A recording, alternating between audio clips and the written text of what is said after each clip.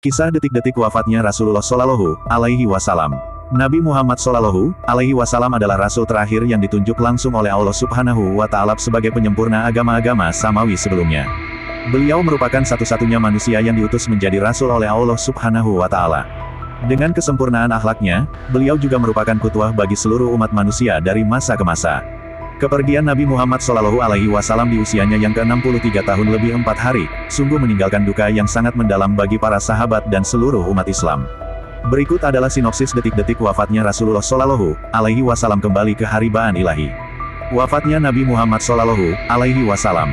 Dikutip dari buku Sirah Nabawiyah karya Syekh Safiyur Rahman Al-Mubarakfuri, Nabi Muhammad Shallallahu Alaihi Wasallam telah menunjukkan tanda-tanda perpisahan ketika beliau sedang melaksanakan haji wada. Dan setelah itu, kesehatan Nabi Muhammad Shallallahu Alaihi Wasallam sudah mulai menurun. Awal bulan Safar tahun 11 Hijriah, Rasulullah Shallallahu Alaihi Wasallam pergi ke Uhud. Beliau sholat atas orang-orang yang mati syahid seperti orang yang hendak berpisah dengan orang yang masih hidup dan orang yang sudah meninggal. Saat itu beliau naik ke atas mimbar dan berpidato, "Sesungguhnya aku lebih dahulu meninggalkan kalian, karena aku menjadi saksi atas kalian, dan demi Allah aku benar-benar akan melihat tempat kembaliku saat ini. Aku telah diberi kunci-kunci gudang dunia atau kunci-kunci dunia, dan demi Allah, aku tidak takut kalian akan musyrik sepeninggalku. Tetapi aku takut kalian akan bersaing dalam masalah ini." Tepat hari Senin, tanggal 29 Safar tahun 11 Hijriah sepulangnya Nabi Muhammad Shallallahu Alaihi Wasallam dari Baqi, dalam perjalanan beliau mengeluhkan sakit di kepala dan suhu tubuhnya meningkat. Nabi Muhammad Shallallahu Alaihi Wasallam mengalami sakit selama beberapa hari. Pekan terakhir masa sakitnya beliau memutuskan untuk pindah ke rumah istri kesayangannya, yaitu Sayyidah Aisyah radhiyallahu anha. Tepat 5 hari sebelum wafat, suhu pada tubuh beliau semakin tinggi. Lalu beliau bersabda, "Buyurkan air dari manapun ke tubuhku, agar dapat menemui orang-orang dan memberikan nasihat kepada mereka." Setelah merasa agak ringan, beliau pun masuk ke dalam masjid dengan kondisi kepala yang terikat, lalu beliau duduk di atas mimbar dan berpidato di hadapan orang-orang yang duduk di hadapan beliau. Hari Kamis, tepat 4 hari sebelum kepergiannya, sakit yang diderita oleh Nabi Muhammad Shallallahu Alaihi Wasallam tidak kunjung membaik. Di tengah sakitnya, Nabi Muhammad Shallallahu Alaihi Wasallam tetap mengimami salat 5 waktu. Namun, menjelang salat Isya kondisi Nabi Muhammad Shallallahu Alaihi Wasallam semakin bertambah parah, sehingga beliau tidak sanggup lagi untuk pergi ke masjid. Dan beliau meminta Abu Bakar untuk menggantikannya sebagai imam. Hadits yang menggambarkan wafatnya Nabi Muhammad Shallallahu Alaihi Wasallam. Terdapat beberapa riwayat dalam literatur hadits yang menggambarkan perihal wafatnya Nabi Muhammad Shallallahu Alaihi Wasallam.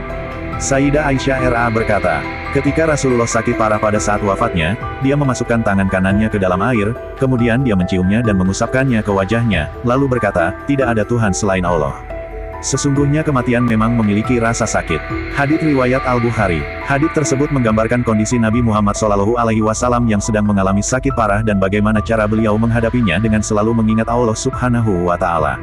Masih dikutip dari buku yang sama, karya Syekh Safiyur Rahman Al-Mubarakfuri, tibalah di detik-detik terakhir wafatnya Rasulullah Shallallahu Alaihi Wasallam di pangkuan istri kesayangannya, Sayyidah Aisyah RA. Hembusan nafas terakhir Rasulullah Shallallahu Alaihi Wasallam. Di detik-detik terakhir, Sayyidah Aisyah menarik tubuh Rasulullah Shallallahu Alaihi Wasallam ke pangkuannya. Sayyidah Aisyah mengatakan bahwa ini adalah limpahan nikmat yang telah Allah Subhanahu wa Ta'ala berikan kepadanya. Karena Rasulullah Shallallahu Alaihi Wasallam meninggal pada saat hari gilirannya, berada di rumahnya, berada dalam rengkuhan dadanya, dan Allah menyatukan ludah beliau dan ludah istri kesayangannya itu. Ketika Abdurrahman bin Abu Bakar masuk, Sayyidah Aisyah melihat Rasulullah Shallallahu Alaihi Wasallam melirik siwak yang ada pada tangan sahabat beliau tersebut. Dan Sayyidah Aisyah pun menawarkan kepada beliau untuk menggosokkan siwak itu ke mulut Rasulullah Shallallahu Alaihi Wasallam. Beliau pun mengiyakan dengan isyarat kepala. Digosokkanlah siwak itu perlahan pada mulut beliau. Kemudian, Rasulullah Shallallahu Alaihi Wasallam mencelupkan kedua tangannya ke dalam bejana berisikan air, yang ada di dekat tangannya dan diusapkanlah ke wajahnya seraya bersabda, "Tiada ilah selain Allah. Sesungguhnya kematian itu ada sekaratnya." Setelah bersiwak, kemudian beliau mengangkat tangan atau jari-jarinya dan mengarahkan pandangan ke langit-langit rumah. Terlihat bibir beliau bergerak-gerak seperti mengucapkan sesuatu. Sayyidah Aisyah pun sempat mendengar apa yang beliau ucapkan. Rasulullah Shallallahu Alaihi Wasallam berkata, "Bersama orang-orang yang engkau beri nikmat atas mereka dari para nabi, sadikin, syuhada, dan syalihin. Ya Allah, ampunilah dosaku dan rahmatilah aku. Pertemukanlah aku dengan kekasih yang maha tinggi ya Allah, kekasih yang maha tinggi." Rasulullah Shallallahu Alaihi Wasallam mengulang kalimat tersebut sebanyak 3 kali dan seketika tangan beliau melemah. Saat sudah memasuki waktu duha dan cuaca sudah terasa panas, innalillahi wa inna ilaihi rajiun, Rasulullah Shallallahu Alaihi Wasallam berpulang kepada kekasih yang maha tinggi, kembali ke haribaan ilahi. Rasulullah Shallallahu Alaihi Wasallam tutup usia pada tanggal 8 Juni tahun 632 Masehi, 12 Rabiul Awal tahun 11 Hijriah, di Madinah, Arab Saudi. Demikian kisah wafatnya Rasulullah Shallallahu Alaihi Wasallam, Nabi terakhir dan penutup di antara nabi-nabi.